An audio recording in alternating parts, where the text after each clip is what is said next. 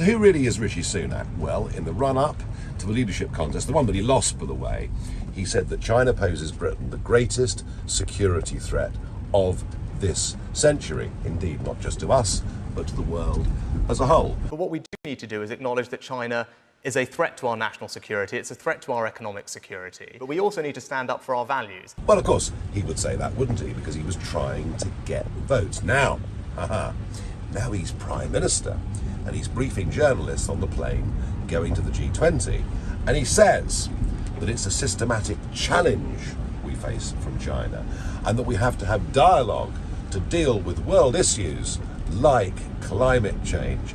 Well, how interesting that Anthony Albanese, the Australian Prime Minister, this morning has said pretty much the same thing, that we need to emphasise trade with China.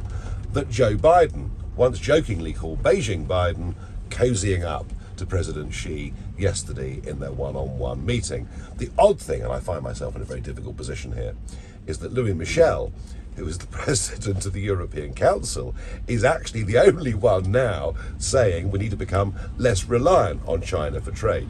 Never thought the EU might sound more sensible than the British government on the threat posed by the Chinese Communist Party.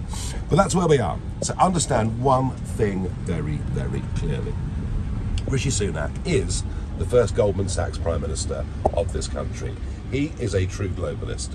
Hunt, of course, whose little mini budget we'll get on Thursday of this week, again, a true globalist. So we're going to have big state, high taxes, low growth, low productivity, and an increasing interdependence with the Chinese Communist Party. Forget about human rights, forget about the hypocrisy on climate change, as we make everybody suffer, threaten the lights going out in February, whilst they build 18 new coal-fired power stations every year.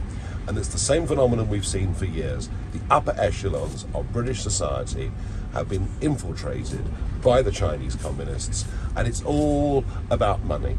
It's all about jobs after being in office. Do not think for one moment that Rishi Sunak is ever going to stand up for the national interest. He's in this, and frankly, he's almost a puppet of the big global multinational businesses. It's writ large. The U-turn on China tells you all about this man and this government that you need to know.